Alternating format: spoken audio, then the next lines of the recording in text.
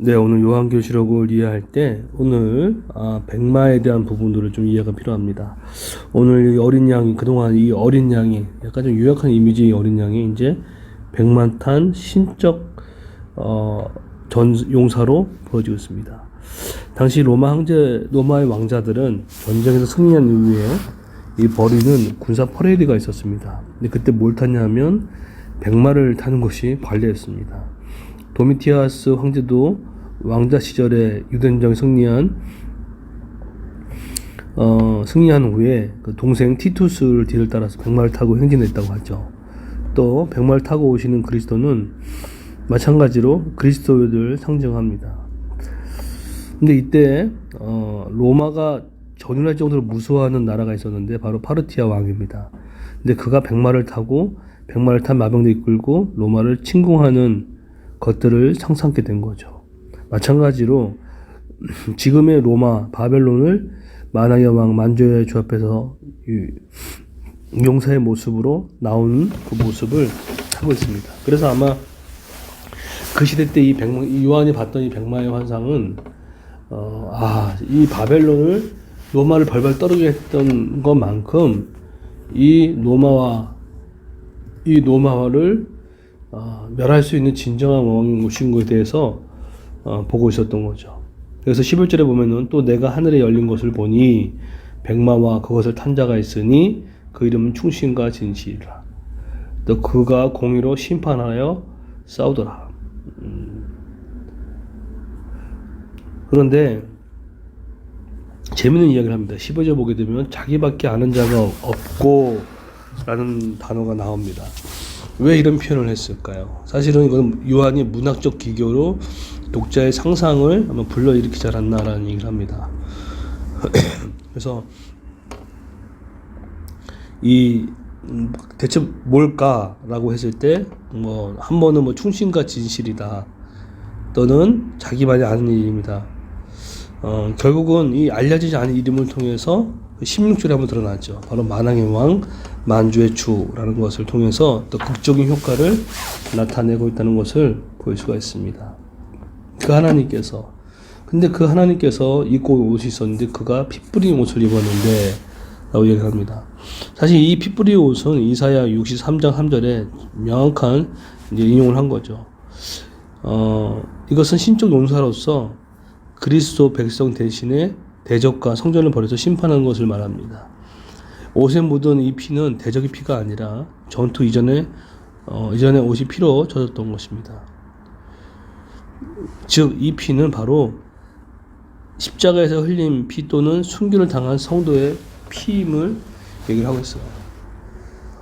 우리가 왜 예수 그리스도의 보혈의 피가 힘이 있다는 것이 무엇입니까?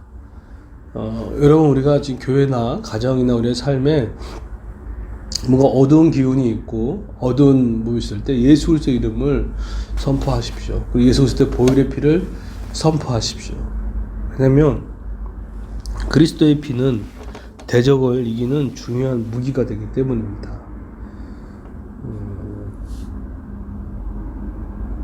그런데 오늘 그 14절 보게 되면 하늘에 있는 군대들이 어떻게 합니까? 희고 깨끗한 세마포를 입고 백마를 타고 그를 따르느라. 하늘에 있는 군대라고 이렇게 표현했을 때 누굴 상상할까요? 아마도 원 독자들에게는 백마를 타는 하늘의 군대는 이 파르티아 군대를 연상했을 겁니다. 이 파르티아 군대는 얼마나 철저하게 싸움을 했냐면 한 번 공격하면 지역을 황폐하기로 악명이 높았다고 이야기를 했는데 나중에 로마도 역사상 2번이나 침공을 당했다고 이야기를 합니다. 그런 것처럼 그런 왕이 왔다는 거예요. 뭘 입고 왔습니까? 깨끗한 세마포를 입고 왔다는 것입니다. 여러분, 그래서 흰 옷을 입었다는 것은 이들이 입은 옷은 바로 제사장의 옷입니다. 흰색은 박해를 받은 성도들의 옳다고 인정받는 것을 뜻하죠. 흰 옷이라는 것은 그렇다는 거죠. 희고 깨끗한 세마포, 성도의 삶이 옳았다라는 것에 대한 이야기를 하고 있습니다. 여러분, 우리가 신앙생활 하면서 가장 힘들고 어려울 때가 혹시 뭔지 아세요? 사람마다 다르겠지만 같은 인생을 살아가요. 같은 24시간을 살아갑니다. 같은 하루를 살아갑니다. 그런데 내가 하나님께 드려지는 시간과 물질과 헌신과 이것이 너무 값없이 없을 때가 있겠어요. 오히려 그 사람은 그거 안 해도 되게 편하게 즐겁게 부러울 만큼 가는데, 근데 제가 최근에 어떠한 두 가정의 어떤 스토리를 듣고 보면서 처음에는 이 두 사람이 안 그랬거든요. 뭐 주일의 예배든 또 하나님을 섬기는 일이든. 근데 어느 순간부터 그게 살아가는 일들이 안정화되니까 예배가 점점점 이렇게 약해지고 예배를 함부로 여겨지고 그런 일이 생기더라고요. 그럼 그 사람들이 열심히 안 살았냐? 아니요. 진짜 열심히 밤늦게까지 일하고 공부하고 했던 사람들이에요. 근데 오히려 힘들고 어렵지만 하나님의 나라와 그의 일을 위해서 함께 부담되지만 그 일을 감당했던 그 시간에 있었던 시점일 때는 상당히 하나님 주신 열매와 그런 하나님께 주신 어떤 그런 보상이 나름대로 있었던 것 같은데, 오히려 하나님을 멀리한 채 자신의 열심을 더한다 그러면 더 큰 생각했던 모양이죠. 근데 지금 오히려 더 어렵게 됐어요. 저는 제가 이 두 그림을 저에게 이렇게 명확하게 이렇게 보여주면서 어쩌면 이 그림이 오늘날 우리 성도들 안에도 계속 싸우고 있는 싸움일 수 있겠다라는 생각들을 하게 됩니다. 그럼 세상을 더 편하게 살라고 하지 마십시오. 어떤 선배 목사님이 그런 얘기 하더라고요. 자기는 지금부터 불편하게 살라고 노력하고 있다고. 나중에 나이 먹으면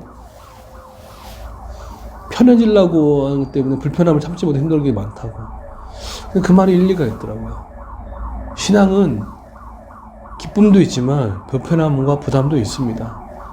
근데요, 그런 불편함과 부담을 안고 있는 건 축복인지 몰라요. 여러분 지금 내 주변에 힘들게 하는 사람이 있고 힘들게 하는 일이 있어서 내가 기도하고 있다면 그건 감사한 일입니다.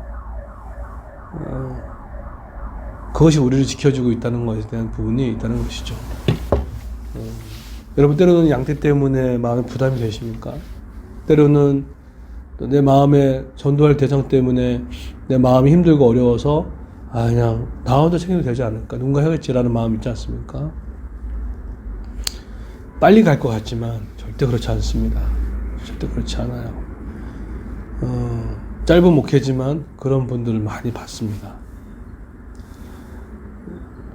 오늘 여러분이 우리 그레이스 교회가 희고 깨끗한 생활법을 였으면 좋겠어요.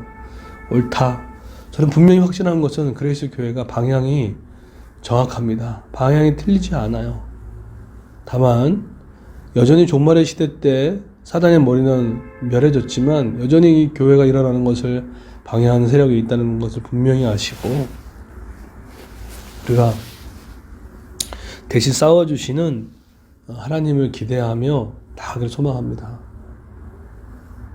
설령 오늘 이 말씀을 듣고 그래 그렇구나 라고 하고 또는 잊어볼지 몰라도 그래도 이렇게 말씀 듣는 것이 복입니다. 말씀을 안 듣고 사는 사람도 얼마나 많은데요. 지리하고 껌껌하고 앞뒤가 꽉 막혀 있을 때 바닷속에 길을 내신 하나님을 기대하며 걸어나가기를 소망합니다. 노마 제국이 벌벌 떨었던 파르티아의 왕처럼 파르티아 왕보다 더 크신 하나님께서 성도의 아픔과 고난케 했던 것들을 면해주시고 새롭게 웃음꽃을 피실 그날이 반드시 올 수 있음을 믿습니다. 그리고 힘들고 어려울 때 감사와 또 모임에 힘쓰며 모이게 힘쓰며 교제에 꿈꿨을 때 이겨낼 수 있습니다. 혼자 싸우려고 하지 마시고 함께 마음을 나누고 함께 기도했으면 좋겠어요. 교사 모임 때 어떤 지체가 그런 얘기 하더라고요. 모임을 끝나고 나니까 말씀이 서로 나누고 나니까 탄력이 생긴다고. 맞습니다. 예배는 삶에 탄력을 주고 모임은 우리에게 영적인 탄력을 주고 또 우리가 영혼을 살리는 전도는 우리의 근육을 키워줍니다. 하나님의 길이 협착할지라도 약간의 불편함을 갖고 가는 지혜로 걸어가는 저 여러분 되기를 예수 이름으로 축원드리겠습니다.